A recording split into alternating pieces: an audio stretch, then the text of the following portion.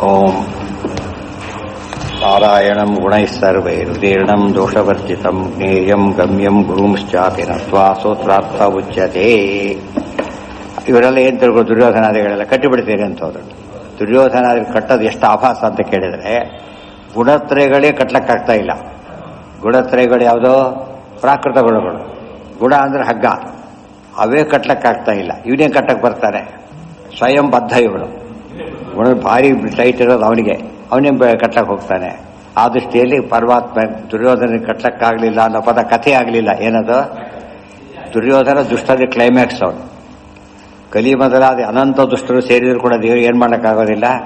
ಹೇಳಿದ ಕೋಟ್ಯಂತರ ಇರುವ ಸಾಲ ನಿಲ್ಲಿಸಿದ್ರು ಕೂಡ ಆನೆ ಮುಂದೆ ಏನಾಗೋದಿಲ್ಲ. ಅದನ್ನು ಅರ್ಥ ಮಾಡ್ಕೊಡೋದಕ್ಕೆ ಆಗ ಇದೆಲ್ಲ ಎಲ್ಲಿ ಎಂಡಾಗುತ್ತೆ? ಭಕ್ತಿ ಜಾಸ್ತಿ ಆಗಲಿಕ್ಕೆ ಎಂಡಾಗುತ್ತೆ. ಇವ್ರು ಮ್ಯಾನೇಜರು, ಭಾರಿ ಗೌರವ ಬಂತು. ಸೀನಿಯರ್ ಮ್ಯಾನೇಜರು, ಇದು ಭಾರಿ ಗೌರವ ಬಂತು. ಆಮೇಲೆ ಓನರು ಇನ್ನೂ ಪಜಿತಿ ಬಂದು ಏನು ಯಾರು ಕೇಳಬೇಕಾಗಿಲ್ಲ. ಮ್ಯಾನೇಜರ್ ಕೂಡ ಎಷ್ಟೇ ಆದರೂ ಕೂಡ ಯಾರಿಗಿರುತ್ತೆ ಅವ್ರು ಹೇಳಿದ್ರು ಕೇಳಬೇಕಿಲ್ಲ. ಚೀಫ್ ಮ್ಯಾನೇಜರ್ ಅಷ್ಟೇ ಹೊರತು ಅಬ್ಸಲ್ಯೂಟ್ ಅಲ್ಲ. ಓನರ್ ಆಗಿಬಿಟ್ರೆ ಅಲ್ಟಿಮೇಟ್ ಆಗಿಬಿಡುತ್ತೆ. ಆ ಅರ್ಥದಲ್ಲಿ ದೇವ್ರ ಮಹಿಮೆ ಆ ರೀತಿ ತಿಳ್ಕೋಬೇಕೇ ಹೊರತು ಜಸ್ಟ್ ಗ್ರೇಟ್ ಅಂತ ಈ ರೀತಿ ಆಚಾರ ದೇವ್ರ ಬಗ್ಗೆ ಯಾರು ಹೇಳಿರಲಿಲ್ಲ. ದೇವರ ದೊಡ್ಡವರು ಸೀನಿಯರ್ ಪರ್ಸನ್ನು ಅಷ್ಟೇ ಹೇಳಿದ್ರೆ ಹೊರತು ಈ ರೀತಿ ಸರ್ವಶಕ್ತ ಇದನ್ನೆಲ್ಲ ಬಿಡಿಸಿ ಹೇಳೋದಕ್ಕೆ ಯಾರಿಗೂ ಸಾಧ್ಯ ಇರಲಿಲ್ಲ. ಅವರಿಗೆ ಗೊತ್ತಿರಲಿಲ್ಲ. ಆದ್ದರಿಂದ ಸರ್ವಜ್ಞಂ, ಸರ್ವ ಶಬ್ದಕ್ಕೆ ಸರ್ವ ಅಂದರೆ ವಿಷ್ಣು, ಸರ್ವಶರ್ವ ಶಿವಸ್ಥಾಳ ವಿಷ್ಣುಜ್ಞಂ. ವಿಷ್ಣು ಬಗ್ಗೆ ಗೊತ್ತಿಲ್ಲದವ್ರು ಏನು ಮಾಡ್ಲಿಕ್ಕೆ ಬರ್ತಾರೆ? ಗೊತ್ತೇ ಇಲ್ಲ ಅವರಿಗೆ. ತಪ್ಪೇರೆ ಗೊತ್ತಿದೆ, ಅವರಿಂದ ಆಗೋದಿಲ್ಲ ಅಂತೇಳಿ ದೂರನೇ ಕಳಿಸಿದೆ. ಓಂ ನಾರಾಯಣಂ ಗುಣೈಃ ಸರ್ವೈರ್ಣಂ ದೋಷವರ್ಜಿತಂ ಜ್ಞೇಯಂ ಗಮ್ಯಂ ಗುರುಂಶ್ಚಾಪಿ ನತ್ವಾ ಸ್ತೋತ್ರಾರ್ಥ ಉಚ್ಯತೆ. ಒಟ್ಟೇನು ಹೇಳಿದ್ರು, ಎಲ್ಲೆಲ್ಲಿ ಕರು ಭಾರಿ ಮಹತ್ವ ಹೇಳಿದ್ದಾರೋ ಅಲ್ಲಿ ಅಲ್ಟಿಮೇಟ್ ಸ್ವರ್ಗ ಅಂತ ಅರ್ಥ ಮಾಡಬೇಕೆ ಹೊರತು ಏನಂತ ಅರ್ಥ ಮಾಡಿಕೊಡೋದು? ಯಾಕೆ ಭಾಕ್ತಂ ಅದು ಪಾರ್ಷಿಯಲ್ಲೇ ಹೊರತು ಟೋಟಲ್ ಅಲ್ಲ. ಅನಾತ್ಮವಿತ್ವ ಮೇನ್ ಟೆಕ್ಸ್ಟೇ ಓದಿಲ್ಲ ಅವನು. ಆತ್ಮವಿತ್ ಬ್ರಹ್ಮಜ್ಞಾನಿನೇ ಅಲ್ಲ ಅವನು. ಆದ್ದರಿಂದ ಅವರಿಗೆ ಸಿಗತಕ್ಕಂಥ ಮುಕ್ತಿ ಏನಾಗ್ಲಿಕ್ಕೆ ಸಾಧ್ಯ ಇಲ್ಲ. ಈ ಮುಕ್ತಿ ಅಲ್ಲ, ಅನಾತ್ಮವಿತ್ವ ತಥಾ ಹಿ ದರ್ಶಯತಿ ಓಂ. ಅದು ಹೇಳಿದ್ದಾರೆ ಮುಂದೆ. ಸರಿಯಾದ ನೆನಪಿರ್ಬೇಕಿದ್ದಾರೆ. ಭೂಲೋಕದಲ್ಲಿ ಎಷ್ಟೇ ಪ್ರಾರ್ಥನೆ ಮಾಡಿದ್ರು ಕೂಡ ಜ್ಞಾನ ಇಲ್ಲದೆ ಹೋದರೆ ಅದು ಫಲ ಭಾಕ್ತ ಫಲ ಸಿಗುತ್ತೆ ಹೊರತು ಫುಲ್ ಫಲ ಸಿಗೋದಿಲ್ಲ. ಅದಕ್ಕೆಲ್ಲ ಆಧಾರಗಳು ಕೊಟ್ಟು ಹೇಳಿದರು. ಕೃತಾತ್ತೇ ಅನುಶಯವಾನ್ ದೃಷ್ಟಸ್ಮೃತಿಭ್ಯಾಂ ಓಂ. ಕೃತಸ್ಯ ಕರ್ಮಣೋ ಭೋಗೇನ ಕ್ಷಯಾನ್ ಮುಕ್ತಿರಿತ್ಯತಃ ಅಲ್ಲ. ಒಂದು ಕೆಲಸ ಮಾಡೋಣ, ನೀವು ಸುಮ್ಮನೆ ಈ ರೀತಿ ಮಾಡೋದಕ್ಕಿಂತ ಇಷ್ಟು ಹೇಳಿದರೆ ಹೇಗಿರುತ್ತೆ? ಕರ್ಮ ಅವನೇ ಇಷ್ಟೊತ್ತೇನು ಹೇಳಿದ್ದಾತ? ಭೂತಬಂಧಸ್ತು ಸಂಸಾರ ಮುಕ್ತಿಸ್ತೇಭ್ಯೋ ವಿಮೋಚನಂ ಅಂತ ಹೇಳಿದ್ದ. ಪಂಚಭೂತಗಳ ಬಂಧನವೇ ಸಂಸಾರ, ಬಿಡುಗಡೆ ಆದರೆ ಅದಕ್ಕೆ ಉತ್ತರ ಕೊಟ್ಟು ಸಾಧ್ಯ ಇಲ್ಲ, ಅದಕ್ಕೆ ಅರ್ಥ ಇಲ್ಲ ಅಂತ ಹೇಳಿಬಿಟ್ಟು ಇನ್ನೊಂದು ತೆಗೆದ. ನಮಗೆ ಕರ್ಮ ಬಂಧಕ. ಕರ್ಮ ಸೌಧೋದ ಮೇಲೆ ಮೋಕ್ಷಕ್ಕೆ ಹೋಗಲೇಬೇಕಲ್ಲ, ಗೊತ್ತಾಯ್ತಾ?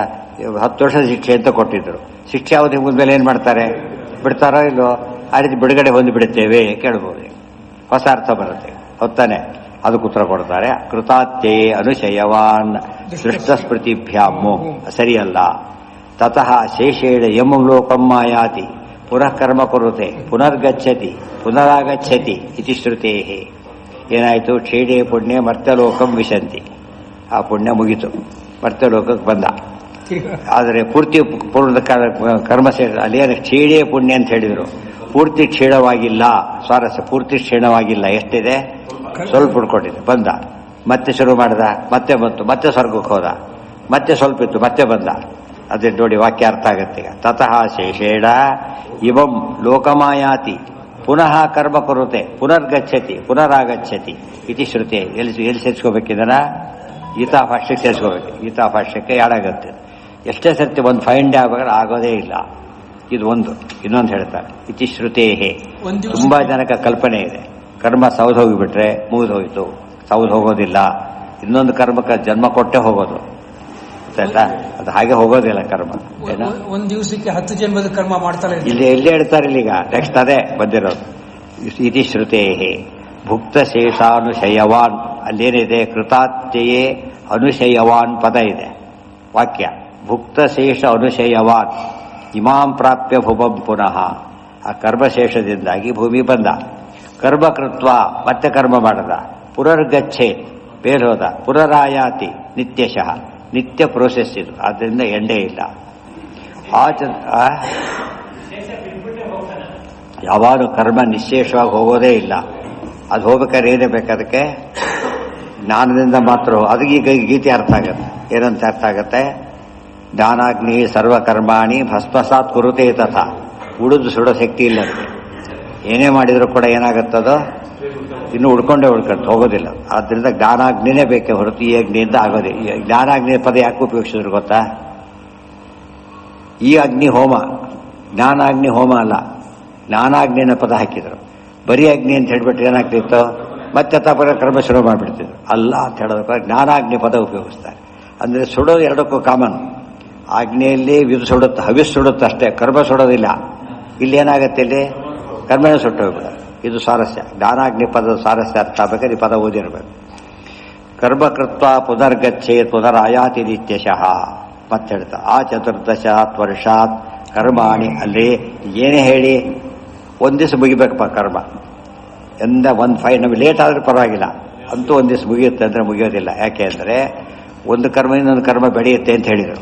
ಸರಿಯಾಗಿ ಕೇಳ್ಕೊಬೇಕಾದ್ರೆ ಬೆಳೆಯುತ್ತೆ ಅಂತ ಎಷ್ಟು ಬೆಳಿಬೋದು ಅದು ತೀರಿಸ್ತೀವಿ ಅಂತ ಹೇಳಿದರೆ ಗೊತ್ತಾಗಿದೆ.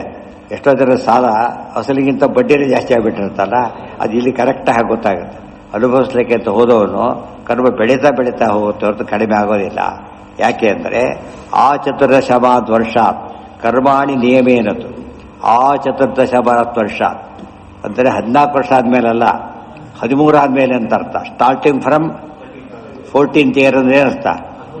ಕಂಪ್ಲೀಷನ್ ಆಫ್ 13th ಇಯರ್ ಅಂತ ಅರ್ಥ. 13 ವರ್ಷ ಕಳೆದ ಮೇಲೆ.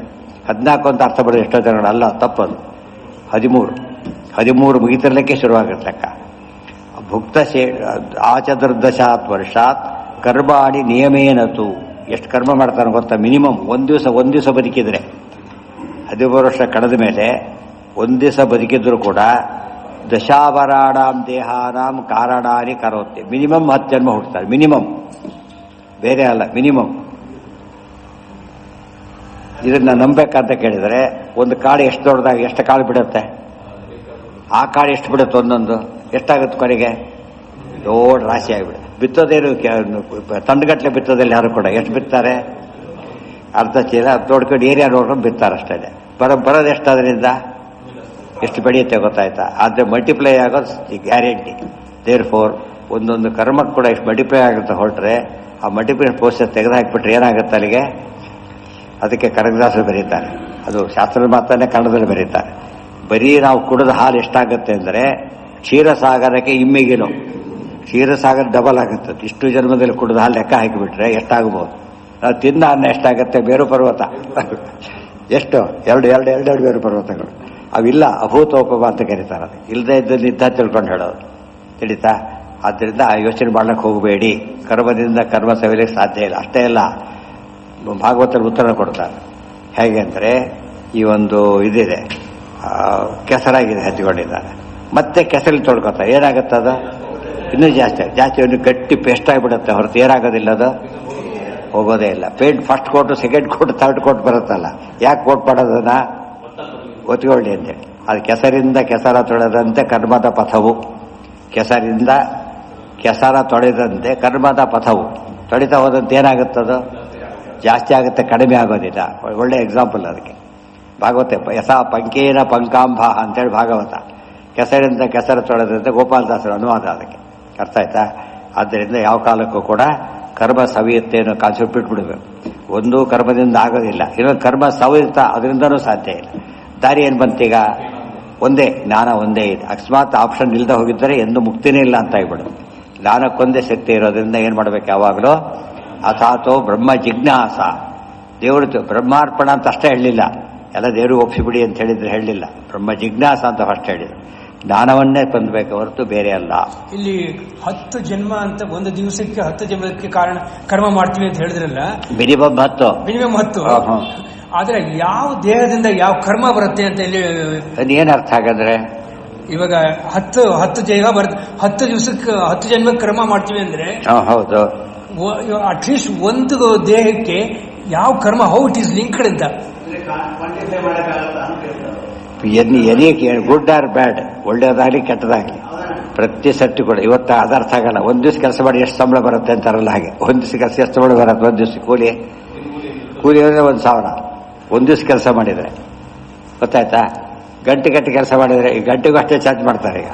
ಅದೆಲ್ಲ ಅಲ್ಲ, ಒಂದು ದಿವಸ ಬದುಕಿದ್ರೆ ಎಷ್ಟು ಬರ್ಬೋದು ಆ ಲೆಕ್ಕ. ಒಬ್ಬ ಇದ್ದಾರಪ್ಪ ಈಗ ಒಂದು ದಿವಸ ಬದುಕಿದ ಸಂಬಳ ಬರ್ತಾ ಇದೆ ಅಷ್ಟು ಬಂತು. ಒಂದು ದಿವಸ ಸತ್ತ ಅಷ್ಟು ಸಂಬಳ ಬರೋದಿಲ್ಲ ಅವನಿಗೀಗ.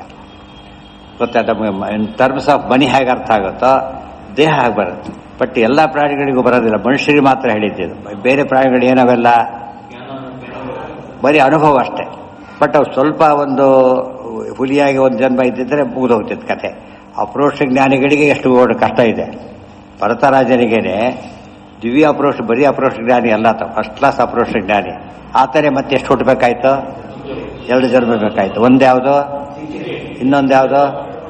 ಜಡ ಬರುತ್ತೆ, 2 ಬರುತ್ತೆ. ಆದ್ದರಿಂದ ಹುಡುಗರು ಎಷ್ಟು ಬರ್ಬೋದು ಲೆಕ್ಕದಲ್ಲಿ? ಅಲ್ಲ, ಈಗ ಭಾಗವತ ಏಕಾಶ ಸ್ಕಂದದಲ್ಲಿ ಯಾವ್ಯಾವ ಪಾಪಕ್ಕೆ ಏನೇನು ಸರಿ ಮುಂದೆ ಆದ್ರೆ ಇಲ್ಲಿ ದೇಹ ಬರೋದಕ್ಕೆ ನಾವು ಯಾವ ಕರ್ಮದಿಂದ ದೇಹ ಮುಂದಿನ ಅದಕ್ಕೂ ಕರ್ಮಗೀತಾ ಅನ್ನೋ ಪುಸ್ತಕ ಒಂದು ಶ್ಲೋಕ ಇದೆ. ಕರ್ಮಗೀತಾ ಅಂತ ಹೆಸರು. ಏನು ಮಾಡೋದ್ರಿಂದ ಏನ್ ಜನ್ಮ ಬರುತ್ತೆ ಅಂತ ಹೇಳ್ತಾರೆ. ನೋಡಿ, ಎಲ್ಲ ಮಾಡಿರ್ತಾರಾದ್ರೆ ಎಲ್ಲ ಜನ್ಮ ಬರುತ್ತೆ. ಒಂದೊಂದು ಪಾಪಕ್ಕೆ ಒಂದೊಂದು ಜನ್ಮ. ಅರ್ಥ ಆಯ್ತು. ಅದೇ ಜನ್ಮ ಅದೇ ಪಾಪ ಇಡೀ ದಿವಸ ಮಾಡಿದ 10 ಜನ್ಮ ಅದರಲ್ಲೇ ಹತ್ತಿ ಮತ್ತೆ ಕಳ್ತಾನೆ. ಬೆಳಗ್ಗೆ ಸಾಕಾದ್ರೆ ಕಳ್ತಾನೆ ಮಾಡಿದ 10 ಕಾಳು ಜನ್ಮ ಬರುತ್ತಾಗ ಯಾವ್ದು ಬರುತ್ತೆ. ಆದರೆ ಕರ್ಮಗೀತಾದಲ್ಲಿ ಯಾವ ಪಾಪಕ್ಕೆ ಏನು ಅಂತ ಹೇಳ್ಬಿಟ್ಟಿದ್ದಾರೆ, ಲಿಸ್ಟ್ ಕೊಟ್ಟಿದ್ದಾರೆ. ಅದಕ್ಕೆ ಅರ್ಜುನ ಪ್ರಶ್ನೆ ಕೇಳ್ತಾಳೆ, ಯಾವ ಕರ್ಮಕ್ಕೆ ಯಾವ ಫಲ ಅಂತ ಕೇಳಿ ಇಷ್ಟು ಹೇಳ್ತಾ ಹೋಗ್ತಾರೆ. ಆದ್ದರಿಂದ ಎಲ್ಲ ಟೈಪ್ ಕರ್ಮ, ನರಕದ ಬಗ್ಗೆ ವರ್ಣನೆ ಕೇಳ್ತಾರೆ. ಎಲ್ಲ ಓದಿದ ಮೇಲೆ ಯಾವ ನರಕ ಅಂತ ಕೇಳಿದರೆ ಯಾವ ನರಕ ಫಸ್ಟ್ ಆಗುತ್ತೆ ಹೊರತು ಎಲ್ಲ ತಪ್ಪಿಸ್ಕೊಳ್ಳೋದು ಸಾಧ್ಯ ಇಲ್ಲ. ಕರ್ಮದಿಂದ ಸಾಧ್ಯ ಇಲ್ಲ. ಯಾವುದರಿಂದ ಸಾಧ್ಯ? ಅದು ಜ್ಞಾನದಿಂದ ಸಾಧ್ಯ. ಯಾವುದು? ಹೌದು, ಪುರಾಣ ಹೋಗ್ತಾರೆ. ಅರ್ಜುನ ಪ್ರಶ್ನೆ ಕೃಷ್ಣನ ಉತ್ತರ ಪ್ರಿಂಟ್ ಆಗಿದೆ. ಪ್ರಿಂಟ್ ಸ್ತೋತ್ರ ಮಾರ್ಗ ಪ್ರಿಂಟ್ ಆಗಿದೆ. 5ನೇ ಭಾಗದ ಕರ್ಮಗೀತಾ ಅಂತಾನೆ ಹೆಸರು ಅದಕ್ಕೆ. ಮತ್ತು ವಿಷ್ಣು ಪುರಾಣದಲ್ಲೂ ಬರುತ್ತೆ ಆ ವಿಷಯ. ಆ ಚತುರ್ದಶ ಅದ್ರಲ್ಲಿ ಯಾವ್ದು ಅವಾರ್ಡ್ ಮಾಡಿ ಟ್ರೈ ಮಾಡ್ಬೇಕು ಅಂತಲ್ಲ ಮಾಡಕ್ ಬರಲ್ಲ. ಎಲ್ಲಾ ಕಡೆ ವಿವರಣೆ ಕೊಡ್ತಾರಲ್ಲ, ಕೊಡ್ತಿದ್ದಾರೆ. ಅದಕ್ಕೆ ಎಲ್ಲ ಹೇಳಿ ಅದೆಲ್ಲ ಹೇಳಿ ಆಗ್ತೈತಿ. ಇಲ್ಲಿ ಇಷ್ಟು ದೊಡ್ಡ ಇಲ್ಲೇ ಆಗಿಬಿಡುತ್ತೆ. ಅದಕ್ಕೆ ಹಿಂಟ್ ಕೊಟ್ಬಿಡೋದೆಲ್ಲ ಓದ್ಕೋಬೇಕು ಸಂಬಂಧಪಟ್ಟಿದ್ದೆಲ್ಲ. ಆ ಚತುರ್ದಶವಾದ್ವರ್ಷಾತ್ ಕರ್ಮಾಣಿ ನಿಯಮೇನತು ದಶಾವರಾಣಾಂ ದೇಹಾನಾಂ ಕಾರಣಾನಿ ಕರೋತ್ಯಯಂ ಅತಃ ಕರ್ಮಕ್ಷಯಾನ್ ಮುಕ್ತಿ ಕುತ ಏವ ಭವಿಷ್ಯತಿ. ಕರ್ಮಕ್ಷಯವಾದ ಮೇಲೆ ಮುಕ್ತಿ ಇಲ್ಲ. ಬ್ರಹ್ಮಸೂತ್ರದ 4ನೇ ಅಧ್ಯಾಯದ ಮೊದಲ ಪಾದಕ್ಕೆ ಏನಂತ ಹೆಸರು? ಕರ್ಮಕ್ಷಯ. ನೋಡಿದ್ರ ಯಾಕೆ ಜ್ಞಾನದಿಂದ ಕರ್ಮಕ್ಷಯ ಅಂತೇಳಿ ಲಿಂಕ್ ಕೊಟ್ಟರದರ ಅರ್ಥ ಆಯ್ತು. ಬೇರೆ ಯಾವ ಕರ್ಮದಿಂದ ಕರ್ಮಕ್ಷಯ ಅಲ್ಲ. ಯಾವ್ದರಿಂದ ಕರ್ಮಕ್ಷಯ? ಜ್ಞಾನದಿಂದ ಕರ್ಮಕ್ಷಯ. ಒಬ್ಬ ಹುಡುಗ ಇರ್ತಾನೆ, ನಾನು ಎಷ್ಟು ಅಟೆಂಪ್ಟ್ ಕೂತ್ಕೊಂಡ್ರೆ ಪಾಸ್ ಆಗ್ಬೋದು ಅಂತ ಕೇಳ್ತಾನೆ. ಅಟೆಂಪ್ಟ್ ಎಷ್ಟು ಕೋಟಿ ಕೂತ್ಕೊಂಡ್ರು ಪಾಸ್ ಆಗಲಿಲ್ಲ. ಓದಿದ್ರೆ ಪಾಸ್ ಆಗ್ತದೆ, ಓದಿ ಬರಿಬೇಕಷ್ಟೇ. ಓದಿ ಬಂದ ಅಟೆಂಪ್ಟ್ಗೆ ಆಗಿಬಿಡ್ಬೋದು, ಇಲ್ಲೋದ್ರೆ ಆಗೋದಿಲ್ಲ. ಬರೀ ಅಟೆಂಪ್ಟ್ ಲೆಕ್ಕ ಹಾಕಿಬಿಟ್ಟು ಈ ತಾಯಿಗೆ ಏನು ಮಾಡ್ಬೋದಾಗಿತ್ತ? ಅಷ್ಟು ಅಟೆಂಪ್ಟ್ ಕಾಯ್ಕೊಂಡು ಹೋಗ್ಬಿಡೋದಾಗಿತ್ತು. ಬೇಕಾದ್ರೆ 25 ಅಟೆಂಪ್ಟ್ ಅಲ್ಲಿಗೂ ಆಗದವ್ರು ಪಾಸ್ ಅಂತ ಹೇಳೋದಾದ್ರೆ ಮಾಡಿಬಿಡೋದಾಗಿತ್ತು. ಎಷ್ಟಾದರೂ ಸಾಧ್ಯ ಇಲ್ಲ. ಹೌದು, ಇಂಜಿನಿಯರಿಂಗ್ ಓದಿದಾನಪ್ಪ, ಆರ್ಟ್ ಸ್ಟೂಡೆಂಟ್ MBBS ಅಪ್ಲೈ ಮಾಡ್ತಾನೆ. ಎಷ್ಟೊತ್ತು ಅಪ್ಲೈ ಮಾಡಿದ್ರೆ ಸಿಗುತ್ತೆ ಅವನಿಗೆ? ಎಷ್ಟು ಕೋಟಿ ಸೆಟ್ ಮಾಡಿಸ್ಬೇಕು? ಎಲಿಜಿಬಿಲಿಟಿನೇ ಇಲ್ಲ ಅವನಿಗೆ ಫಸ್ಟ್. ಆದ್ದರಿಂದ ಬರೀ ಕರ್ಮದಿಂದ ಏನಾಗೋದಿಲ್ಲ, ಮುಕ್ತಿ ಆಗೋದಿಲ್ಲ. ಇನ್ನು ಗೊತ್ತಾದ ಮೇಲೆ ಯಾವಾಗಲೂ ಏನು ಮಾಡಬೇಕಾಗ ಬ್ಯಾಲೆನ್ಸ್ ಮಾಡಬೇಕು. ಕರ್ಮ ಅಂಬುದು ಜ್ಞಾನಕ್ಕೆ ಓರಿಯೆಂಟೆಡ್ ಆಗಿದ್ರೆ ಆಗ ನೋ ಪ್ರಾಬ್ಲಮ್. ಇಲ್ಲದೆ ಹೋದ್ರೆ ಕರ್ಮ ಬಂಧಕ ಆಗುತ್ತೆ ಹೊರತು ಬೋಚಕ್ಕಾಗಲಿಲ್ಲ. ಇನ್ನೂ ಟೈಟನ್ ಆಗ್ತಾ ಹೋಗುತ್ತೆ. ಕೆಲವು ಗಂಟು ಪಿಚ್ಚರಕ್ಕೆ ಹೋಗಿ ಏನಾಗುತ್ತದ ಮದುವೆಗಿಂತ ಹೋಪ್ಲೆಸ್ ಮಾಡ್ಕೊಂಡ್ಬಿಡ್ತಾರೆ. ಜನವಾರ ಬೆದ್ದು ಕಟ್ಟೆ ಮಾಡಬೇಕಾಗುತ್ತೆ, ಎರಡು ವೇಸ್ಟ್ ಇದ್ದಾಗ ಲೆಕ್ಕ. ಆ ಥರ ಮಾಡೋದು ಹುಷಾರಾಗಿರ್ಬೇಕು. ನಿಷ್ಕಾಮ ಕರ್ಮದಿಂದ ಈ ನಿಷ್ಕಾಮ ಕರ್ಮ ಯಾವಾಗ ಬರುತ್ತೆ ಹೇಳಿರೋಣ? ಜ್ಞಾನ ಬಂದ್ರೇನೆ. ಬರೀ ನಿಷ್ಕಾಮ ನೀವು ಇವರು ಏನು ಸೇರಿ ಬುದ್ಧಿವಂತಿಕೆ ಮಾಡಿದ್ರೆ ಗೊತ್ತಾ? ನಿಷ್ಕಾಮತೆ ಬರೋದು ಯಾವಾಗ? ಜ್ಞಾನ ಬಂದ ಮೇಲೆ. ಅದು ಎಲ್ಲಿ ಶರಣಾಗೋದು ಆಸೆ? ಜ್ಞಾನಕ್ಕಷ್ಟೇ. ಜ್ಞಾನ ಬಂದ ಮೇಲೂ ಪ್ರಾಕ್ಟೀಸ್ ಮಾಡಬೇಕು ಅವರು, ಓವರ್ ನೈಟ್ ಬರೋದಿಲ್ಲ. ಇನ್ನು ಮೊದಲು ಬರೋ ಚಾನ್ಸ್ ಇದೆಯಾ? ಉದಾಹರಣೆಗೆ 50 ಅಟೆಂಪ್ಟ್ ಜ್ಞಾನ ಬರುತ್ತಾಗಿದ್ರೆ ಇಲ್ಲ, 50 ಅಟೆಂಪ್ಟ್ ಪಾಸ್ ಆಗಬಹುದು ಜ್ಞಾನ ಬಂದರೆ. ಇಲ್ಲದ್ರೆ ಕೋಟಿ ಆದರೂ ಆಗೋದಿಲ್ಲ. ಸೊ ನಿಷ್ಕಾಮ ಕರ್ಮ ಕೂಡ ಬಂಧಕನೇ. ಅದು ಕಾನ್ಸೆಪ್ಟೇ ಇಲ್ಲ ಫಸ್ಟು. ಜ್ಞಾನಕ್ಕಿಂತ ಮುಂಚೆ ಕಾನ್ಸೆಪ್ಟೇ ಇಲ್ಲ. ಆದ್ರಿಂದ ತಿಳಿದು ಬರೆದ್ರೆ ಪಾಸ್ ಆಗ್ತಾರೆ ಅಂದ್ರೆ ಹೇಗೋ ಹಾಗೆ. ತಿಳಿದು ಓದಲೇಬೇಕಲ್ಲ, ತಿಳಿದು ಬರೀಬೇಕಾದ್ರೆ. ಅತಃ ಇದೆಲ್ಲ ಇವರು ಮೀಮಾಂಸಕ ಬರ್ತದ ಖಂಡನೆ. ಅದರಿಂದನೇ ಮುಕ್ತಿ ಆಗುತ್ತೆ. ತಸ್ಮೈ ನಮಃ ಕರ್ಮಣಿ ಅಂತ ಹೇಳ್ತಾರಲ್ಲ, ಅದು ಉತ್ತರ ಇದಿಷ್ಟು ಕೂಡ. ಕುತ ಏವ ಭವಿಷ್ಯತಿ ಇತ್ಯಾದಿ ಸ್ಮೃತಿಶ್ಚ ಶೇಷವಾನೇವ ಆಯಾತಿ. ಶೇಷವಾನ್ ಅಂದ್ರೇನು? ಇನ್ನು ಕರ್ಮಶೇಷವಾನೇವ ಆಯಾತಿ. ಕರ್ಮ ಇಟ್ಕೊಂಡೇ ಬರ್ತಾನೆ. ಆದ್ದರಿಂದ ಕರ್ಮ ಪೂರ್ತಿ ಅಂದರೆ ಸ್ವರ್ಗಕ್ಕೆ ಹೋದ. ಅವನಿಗೆ ಪ್ರಶ್ನೆ ಏನಪ್ಪ ಅಂದರೆ ಅಲ್ಲಿ ವಾಕ್ಯ ಏನಿದೆ ಮೇಲೆ ನೋಡಕ್ಕೆ, ಕ್ಷೀಣೆ ಪುಣ್ಯ ಮತ್ತೆ ಲೋಕ ವಿಷಯತಿ ಇದೆ. ಸ್ವರ್ಗಕ್ಕೆ ಹೋದಾಗ ಕರ್ಮನಾಶ ಆಯ್ತಲ್ಲ, ಆದ್ದರಿಂದ ಅವನು ಉದ್ಧಾರ ಆಗ್ತಾನೆ. ಕರ್ಮನಾಶ ಆಗಿಲ್ಲ ಅಂತ ಕೊಟ್ಟು ಗೀತಾ ಭಾಷ್ಯಕ್ಕೆ ಸರಿಯಾಗಿ ಆಡಾಗಿಬಿಟ್ರೆ ಅವಾಗೇನಾಯಿತು? ಬರೀ ಕರ್ಮದಿಂದ ಮೋಕ್ಷ ಇಲ್ಲ ಅಂಬದು ಗಟ್ಟಿ ಆಗುತ್ತೆ. ಯಥೇ ತವೇವ ಗಚ್ಚತಿ. ಯಥೇ ಆಯ್ತು, ಇದಿಷ್ಟು ಮೂರತ್ತ ವಿಷಯ. ಹೋಗ್ಲಿ ಬಿಡಪ್ಪ, ಆಯ್ತು ಬಿಡಿ, ಹುಟ್ಟೋಡೋ ಸಾಯೋಣ ಅಂತ ಏನು ಮಾಡೋಕ್ಕಾಗತ್ತೆ?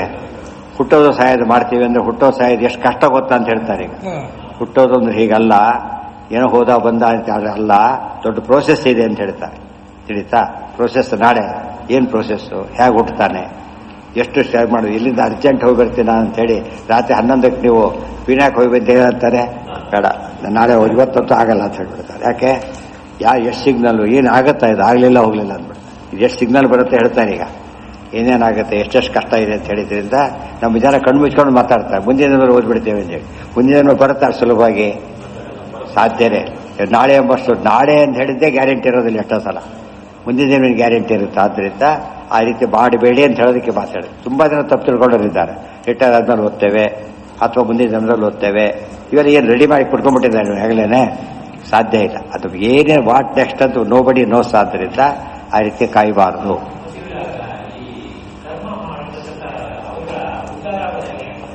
ಅದಕ್ಕೆ ಬ್ರಹ್ಮಸೂತ್ರ ಬರೆದಿರೋದು, ಜ್ಞಾನ ಬರಲಿ ಅಂತ ಹೇಳಿ. ಜ್ಞಾನ ಬರಲಿ ಅಂತ ಹೇಳಿ, ಜ್ಞಾನ ಹೇಗೆ ಬರಬೇಕು, ಗ್ರಂಥ ಅರ್ಥ ಆಗಬೇಕು ಇದು. ಆದ್ದರಿಂದ ಜ್ಞಾನಕ್ಕೆ ಲಿಂಕ್ ಮಾಡಿದೆ. ಯಾರು ಹೇಳಬೇಕು ಗೊತ್ತಾಗಲ್ಲ, ಗುರುಗಳು. ಈಗ ಒಂದು ಲಿಂಕ್ ಬಂದು ಹೊಸ ಪ್ರಪಂಚ ಶುರುವಾಯ್ತಾಗ. ಕಪೂಯ ಚರಣ ರಮಣೀಯ ಚರಣ ನಾಳೆ. ಈ ಕೂಲಿಯವನ್ನ ಯಾರು ಕೇಳ್ತಾರ ಯಾವ ಯೂನಿವರ್ಸಿಟಿ ಓದಿದ್ದೆ ಅಂತ ಹೇಳಿ? ಕರ್ಮಕ್ಕೆ ಯಾವ ಯೂನಿವರ್ಸಿಟಿ ಇದೆ ನನಗೆ? ಕೆಲವೊಂದು ಯಾರು ಓದಿ ಸುಮ್ಮನೆ ಕಲ್ತು ಮಾಡಿರ್ತಾರೆ. ಕಪೂಯ ಚರಣ ರಮಣೀಯ ಚರಣ ನಾಳೆ ದಿವಸ ಅಂದೆ ನಾನು ಬರ್ತದೆ ನೋಡಿ.